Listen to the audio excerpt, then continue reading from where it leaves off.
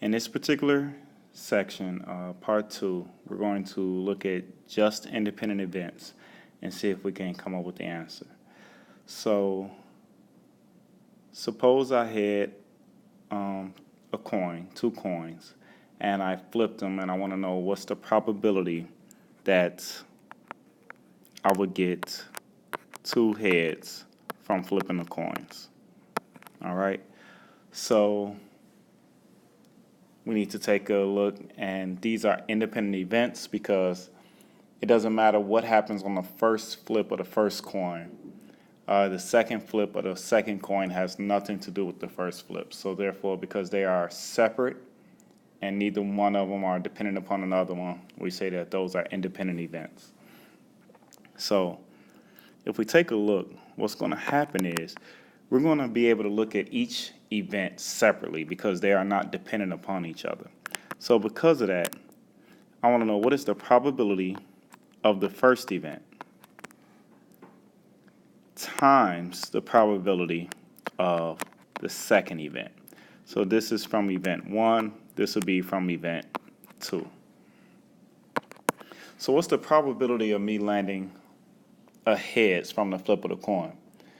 Well, we know that there are 2 outcomes. There's a heads and there's a tail. So that's 2.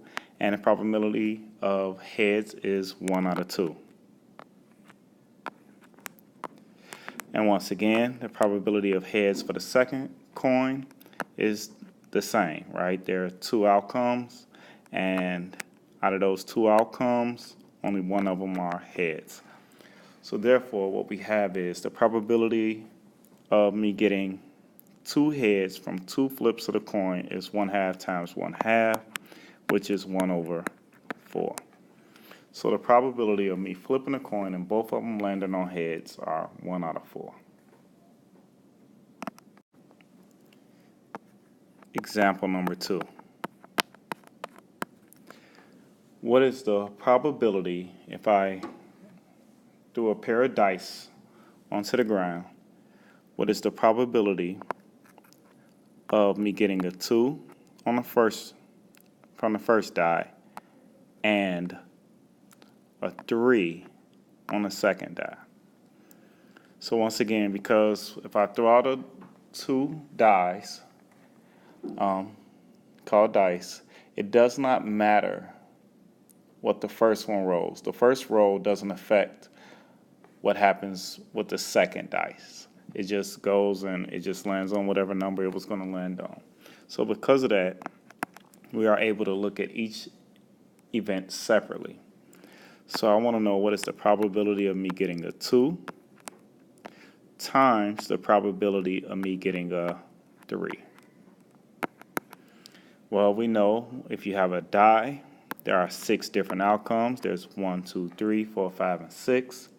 And the probability of me getting a 2 is 1 out of 6. Times the probability of me getting a 3.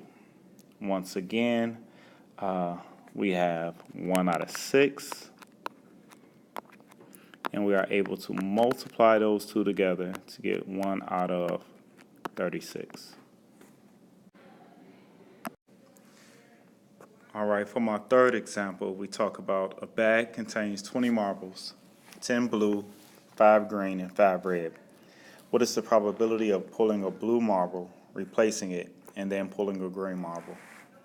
Well, one of the first things we want to do is we need to decide whether this is going to be an independent event or a dependent event.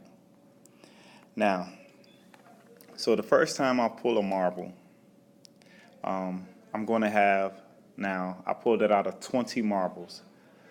So right now the bag only has 19 left. If I was to pull another marble with it only being 19 marbles in the bag, my probability has changed for the second event, so therefore it will be dependent. But because, now please listen to what I'm saying, because I am replacing the marble that I took out. So I took a marble out.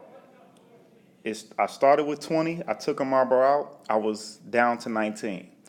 But I put the marble back in the bag. So because I put the marble back in the bag, I'm back at 20 marbles. And because of that, this is an independent event because I did not change the probability when I'm doing the second event because both marbles contains the exact same marbles as it did the first time I did it as the second time I'm doing it. So I'm going to write the probability of a blue marble and then a green marble. And once again, because we established that this was an independent event, I'm able to separate them and write the probability of the blue event times the probability of the green event.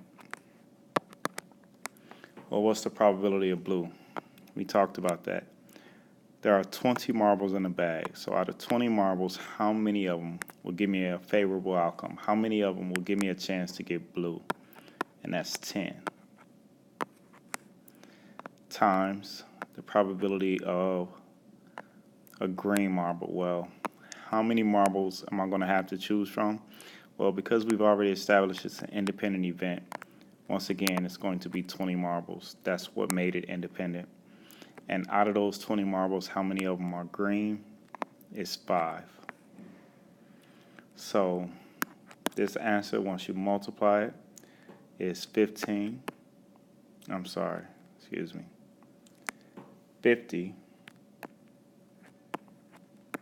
over 400, which when you reduce it is 1 over 8. There's a 1 out of 8 chance that my first pull will give me a blue marble and my second pull will give me a green marble.